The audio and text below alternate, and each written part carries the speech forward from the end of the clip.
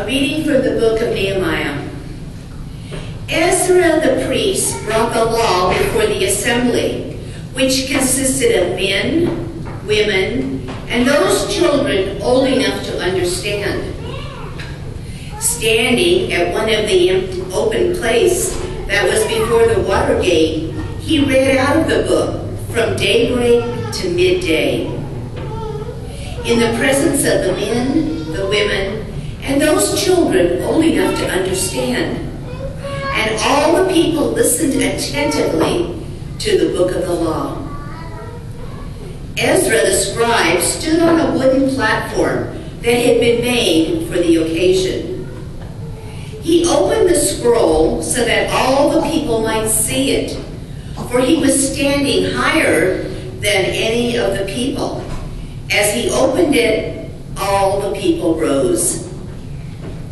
Ezra blessed the Lord, the great God, and all the people, their hands raised high, answering, Amen, Amen. Then they bowed down and prostrated themselves before the Lord, their faces to the ground. Ezra read plainly from the book of the law of God, interpreting it so that all could understand what was read. Then Nehemiah, that is his excellency, and Ezra the priest scribe, and the Levites who were instructing the people, said to them, Today is holy to the Lord your God.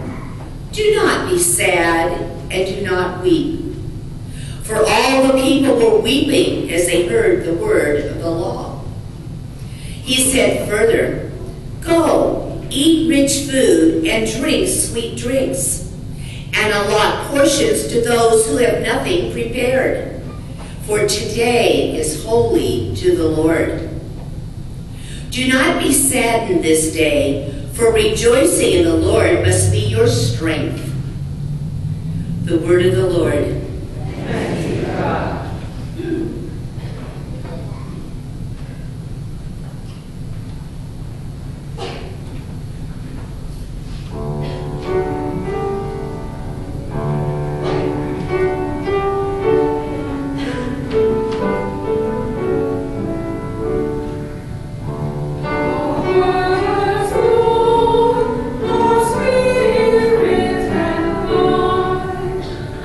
Thank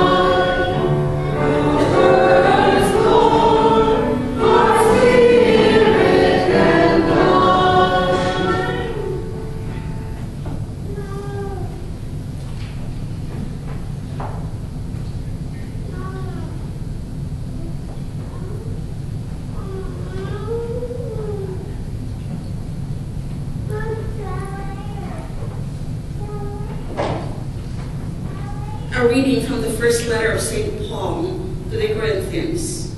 Brothers and sisters, as a body is one, though it has many parts, and all the parts of the body, though many, are one body, so also Christ.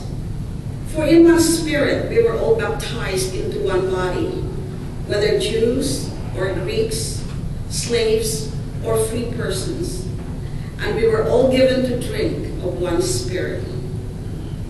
Now, the body is not a single part, but many. If a foot should say, because I'm not a hand, I do not belong to the body, it does not for this reason belong any less to the body. Or if an ear should say, because I'm not an eye, I do not belong to the body, it does not for this reason belong any less to the body. If the whole body were an eye, where would the hearing be?